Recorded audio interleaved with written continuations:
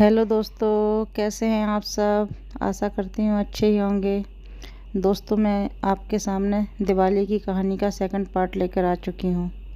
जैसा कि मैंने पिछले पार्ट में बताया कि दोनों भाई बहन सूरज और सरोज उस दिवाली के लिए पैसों का इंतज़ाम करने में ना असफल रहे। अब वो कैसे पैसों का इंतज़ाम करते हैं वो सुनो। एक दिन की बात है, वह सरोज सड़क के किनारे मार्केट में दिया बेच रही थी। तभी उसने देखा कि एक छोटा सा बच्चा सड़क पर बहुत तेज़ी से दौड़ दौड़ रहा है और उसको ये नहीं पता चल रहा था कि सामने से गाड़ी भी आ रही थी। वो लड़का अपने ही खेल में, अपने ही उसमें मगन था। सरोज बहुत देर से देख रही थी कि इसके माँ बाप कहाँ हैं, इसके साथ में कोई नहीं है, क्या अकेला बच्चे को रोड पर छोड़ दिया। कुछ समझ में नहीं आ रहा था। सामने से बहुत तेज़ी से गाड़ी आ रही थी। सरोज ने अपने सारा सामान छोड़ा वहाँ पर और जाकर बच्चे को बचा लिया। बच्चे को बचाया। ऐसे जैसे बच्चे को बचाया तो बच्चे को बचाते समय सरोज के हाथ में चोट लग गई और तभी उसके माँ बाप दौड़ते हुए आए और बोले कि मेरा बच्चा, मेरा बच्चा। तो सरोज कहने लगी, आप लोग कैसे माँ बाप हैं, अपने बच्चे को सड़क पर छोड़कर यूं ही अकेला छोड़ दिया उसको, और आप कहाँ थे। ऐसे छोटे से बच्चे को अकेला नहीं छोड़ते ना साहब, देखो ये बच्चा है, इसको कुछ नहीं पता। तो माँ बाप दोनों ने सरोज का शुक्रिया अदा करा। बच्चा अपनी तुतलाती हुई आवाज़ में बोला कि पापा पापा, अगर आंटी नहीं होती तो आज मैं गाड़ी के नीचे आ जाता, मुझे ना चोट लग जाती। देखो मुझे बचाते बचाते आंटी को ना चोट लग गई। सरोज उस वक्त कुछ भी नहीं सोच रही थी। सरोज ये सोच रही थी कि कैसे भी करके मैंने बच्चे की जान बचा ली, और उसे अपने दुकान का भी बिल्कुल भी होश नहीं था। उधर देखा उसने कि उसके कुत्ते आके दुकान का सारा सामान बिखेर गए। उसका सारा सामान बिखरा पड़ा था।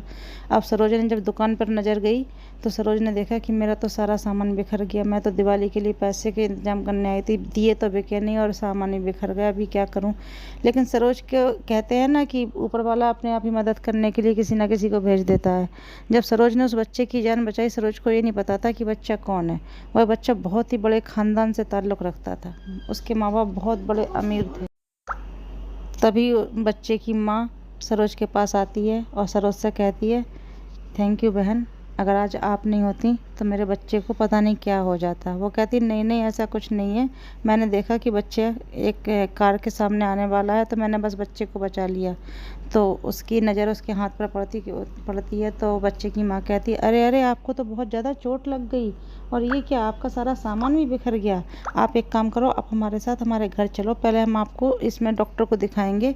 वो कहने लगी, नहीं बहन, मुझे डॉक्टर के पास नहीं जाना। आप समझो 2 दिन बाद दिवाली है, मुझे अपनी दिवाली के लिए पैसे का इंतज़ाम करना है। तो बच्चे का पिता कहता है कि सबसे पहले शरीर का होता है, अगर हमारा शरीर सही है तो हम कुछ भी कर सकते हैं।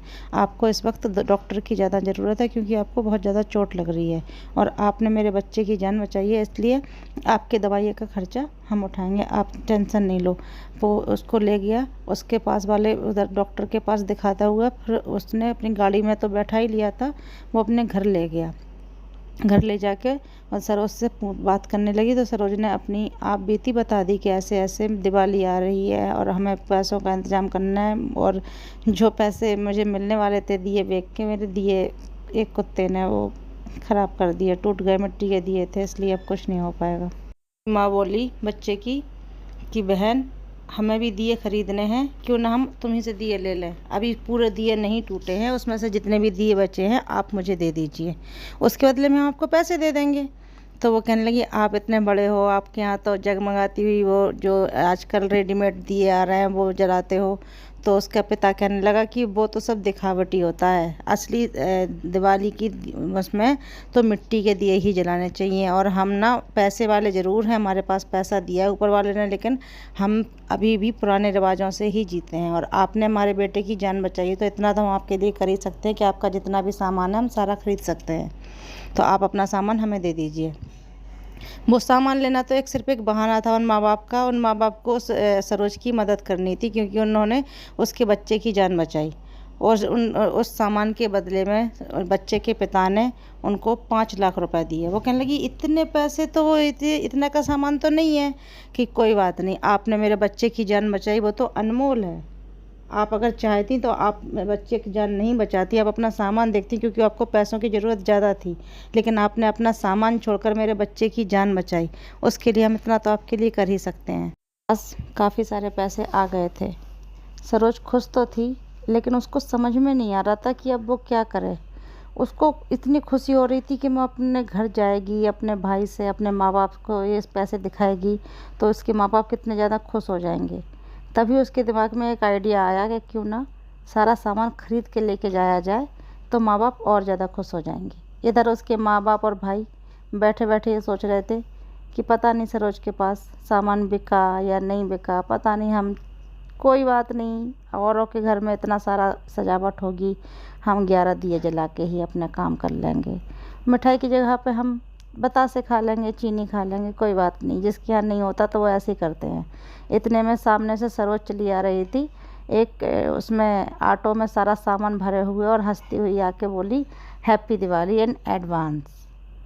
तो वो कहने लगे कि इतना सारा सामान ये कहाँ से मिला? दिए बिक गए, लेकिन दिए तो इतने के नहीं थे, फिर इतना सारा सामान कहाँ से आया? कि बताते हैं, पहले हम ये सारा सामान रख तो लें, फिर हम आपके पास बैठेंगे तब हम सारा कुछ सच बताएंगे आपको। तो उसका पिता कहने लगा कि तुमने चोरी की है?